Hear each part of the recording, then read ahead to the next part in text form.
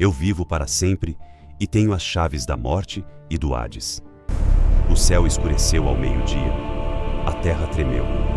O véu do templo rasgou-se de cima a baixo e então fez-se silêncio.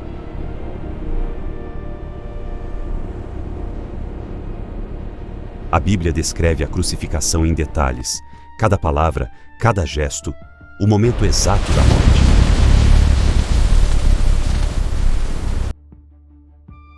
Depois, descreve a ressurreição, o anjo, a pedra removida, as mulheres correndo, os discípulos incrédulos.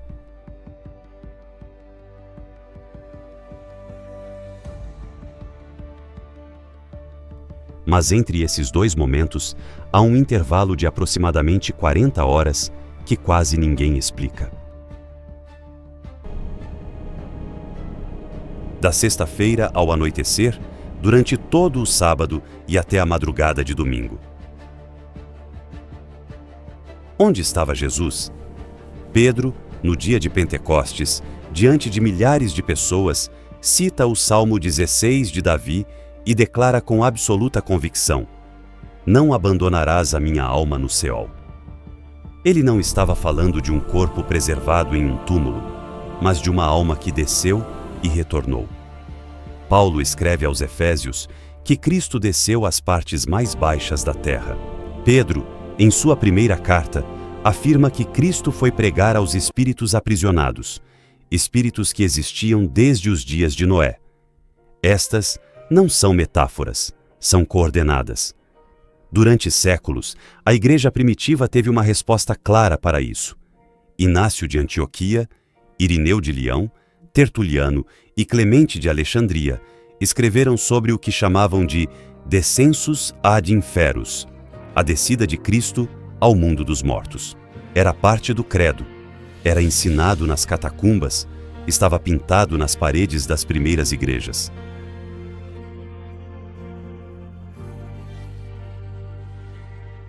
Gradualmente, esse ensinamento foi sendo retirado das conversas, minimizado nos sermões, até se tornar uma linha que muitas congregações hoje simplesmente omitem sem explicar.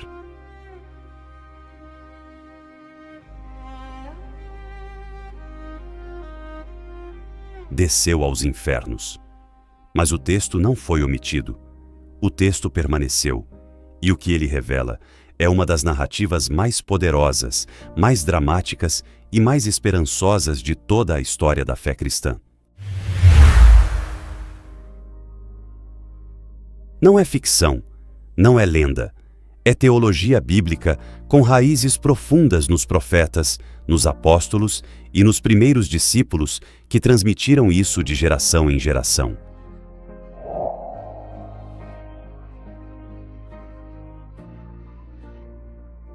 Antes de continuar, se você nunca ouviu isso na sua igreja, escreva aqui embaixo, porque o que você vai descobrir neste vídeo vai mudar a forma como você entende a morte, a salvação e a ressurreição.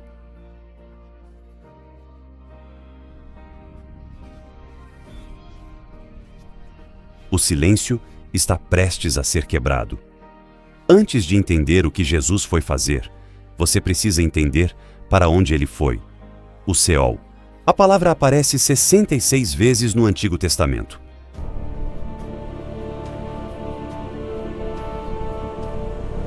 É traduzida como inferno, sepulcro, abismo, profundezas, dependendo da versão bíblica que você usa. E essa inconsistência na tradução não é acidental. É exatamente uma das razões pelas quais esse conhecimento se perdeu ao longo dos séculos.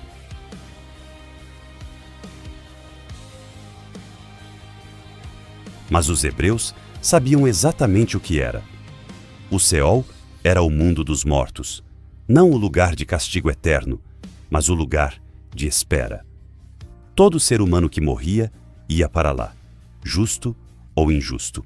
Davi escreve no Salmo 139 com uma intimidade que estremece: se eu fizesse a minha cama no Seol, ali também estás tu. Jacó, ao acreditar na morte de José, diz que descerá ao Seol em luto. Jó, no auge de seu sofrimento, clama por ir ao Seol como se fosse um refúgio. Não era o paraíso, não era o inferno eterno, era o intervalo entre a morte e o juízo final.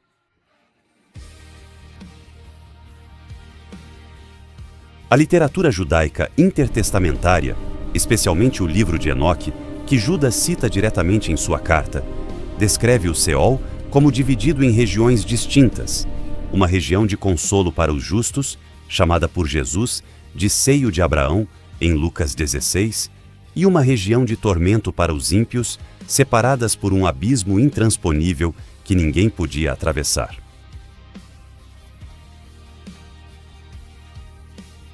O próprio Jesus confirma essa geografia do mundo invisível na parábola do rico e Lázaro. Ele não estava inventando uma história, estava descrevendo uma realidade que seus ouvintes judeus reconheciam imediatamente.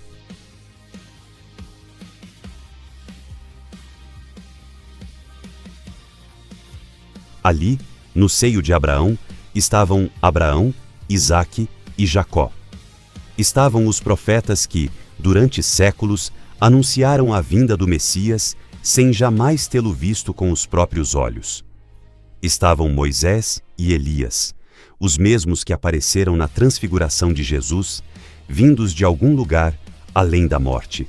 Estavam todos os que morreram na fé, esperando uma promessa que ainda não havia sido cumprida. O sacrifício perfeito ainda não tinha sido oferecido. A dívida ainda não tinha sido paga. Por isso, mesmo os justos, mesmo aqueles que viveram toda uma vida de fidelidade, não podiam entrar na presença plena de Deus.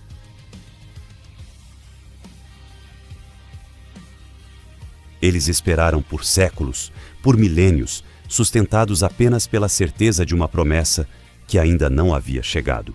E então, numa sexta-feira à tarde, no Monte Calvário, Jesus pronuncia as palavras finais: "Está consumado", e inclina a cabeça. O Filho de Deus acaba de morrer. Sua alma deixa o corpo que jaz na tumba de José de Arimateia e não permanece ali. Não flutua sobre Jerusalém, não espera em silêncio. Ele desce. Você consegue imaginar o que foi aquele momento para aqueles que estavam esperando? Pense nisso por um momento. Você esperou por algo a vida inteira, não por anos, mas por séculos, sem ver, sem tocar, sustentado unicamente por uma promessa que foi transmitida de pai para filho, de geração em geração. E de repente, sem aviso, aquilo que você esperava aparece diante de você. Aquilo era o Seol naquele momento. A chegada de Jesus ao Seol não foi a chegada de mais uma alma que havia morrido, foi a chegada de uma autoridade que nenhum ser naquele lugar jamais havia sentido.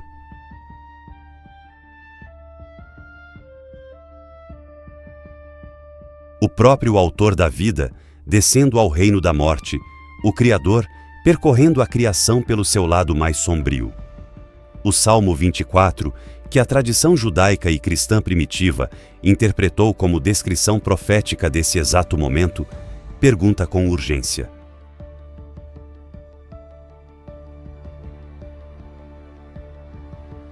levantem suas cabeças, ó portas.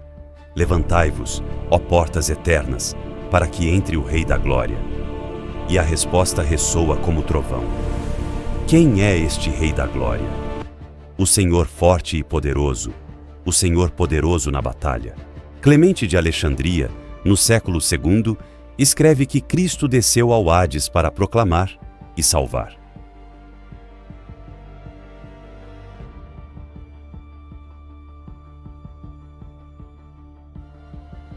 Porque a justiça de Deus não poderia deixar sem resposta aqueles que morreram antes de ouvir o Evangelho.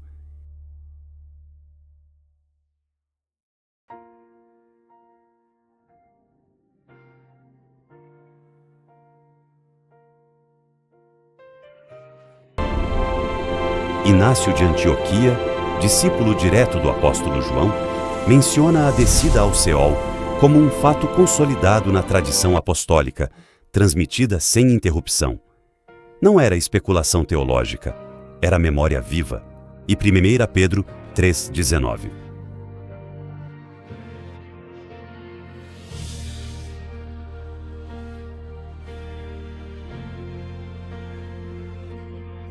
ancora tudo com precisão.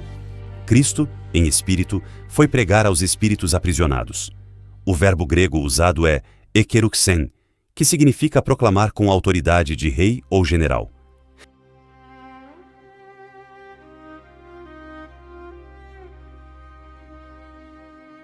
Não é persuadir ou debater, é anunciar o resultado de uma batalha já vencida.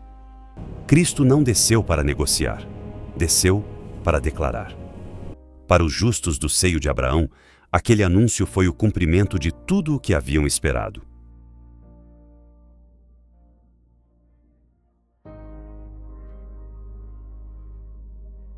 O sacrifício havia sido feito, o sangue havia sido derramado, a promessa havia sido cumprida.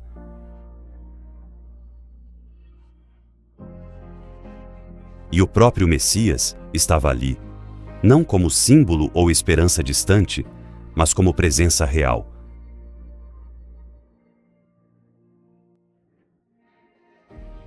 Como o libertador que havia chegado na hora marcada desde antes do tempo.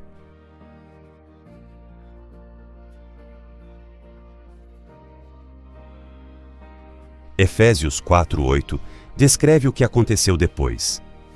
Quando ele subiu ao alto, levou cativo o cativeiro.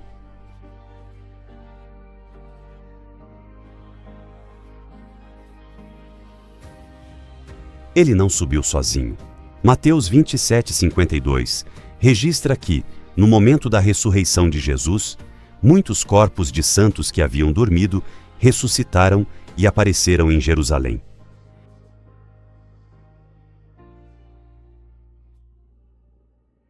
Eram os cativos que foram libertados naquelas 40 horas que o mundo esqueceu.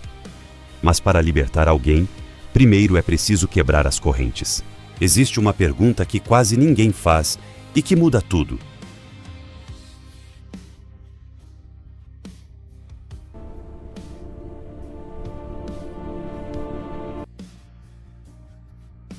Por que os justos do Seol precisavam ser libertados?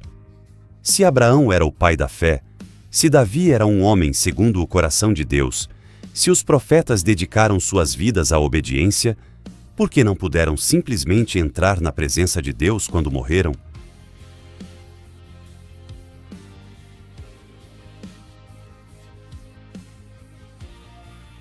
Por que precisaram esperar no Seol? A resposta está no coração da teologia bíblica. O sangue dos animais no templo cobria os pecados, mas não os eliminava. Era apenas uma sombra, um sinal de algo maior que viria. O autor de Hebreus é claro. É impossível que o sangue de touros e bodes tire os pecados. Cada sacrifício era uma confissão de que a dívida ainda não havia sido paga definitivamente. Então, o sacrifício perfeito foi oferecido.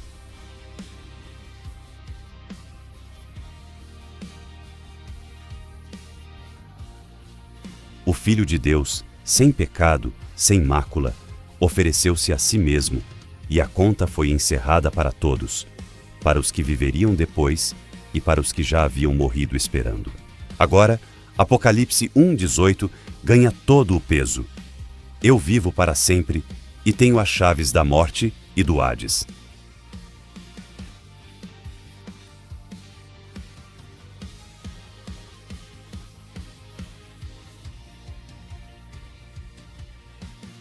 No mundo antigo, quem tinha as chaves de um lugar era o seu senhor. Jesus foi até aquele lugar, confrontou aquela autoridade e voltou com o que pertencia ao Pai. Paulo, em Colossenses 2:15, diz que ele despojou os principados e as potestades e os exibiu publicamente, triunfando sobre eles.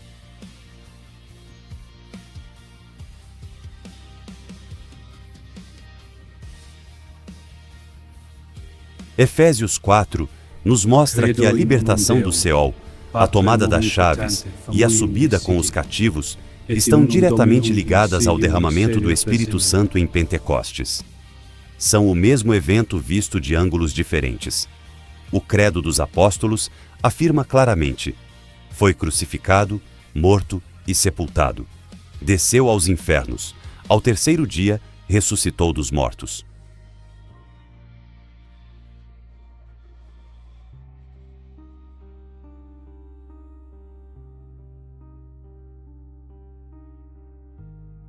Essa linha esteve presente desde o início da Igreja. O cristianismo oriental nunca perdeu esse ensinamento. Foi o Ocidente, especialmente após a Reforma Protestante, que gradualmente o deixou de lado.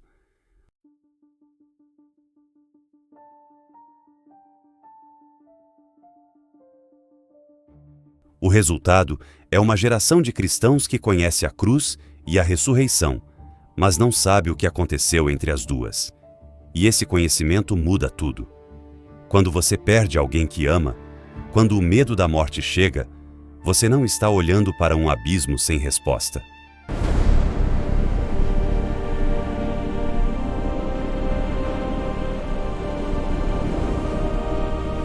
Você está olhando para um lugar que Jesus já visitou, confrontou e esvaziou de seu poder. A morte lutou contra Cristo e perdeu. Se Jesus desceu ao Seol e libertou aqueles que esperaram por milênios, então a fidelidade de Deus não tem data de validade.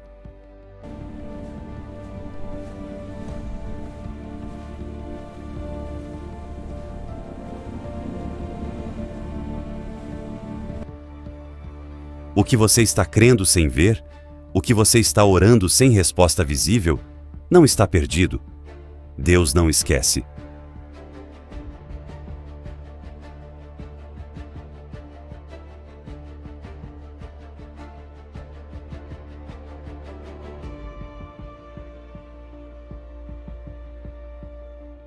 A ressurreição não começou no domingo de manhã. Ela começou nas profundezas, quando Cristo tomou as chaves da morte e do Hades.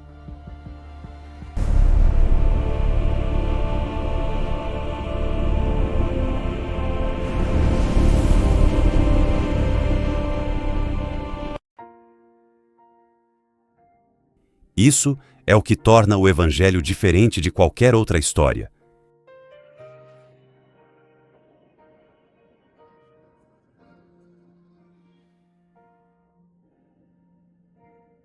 Se este vídeo tocou você, escreva nos comentários. E se quiser continuar entendendo o que a Bíblia realmente diz sobre a morte e a vida após a morte, inscreva-se no canal.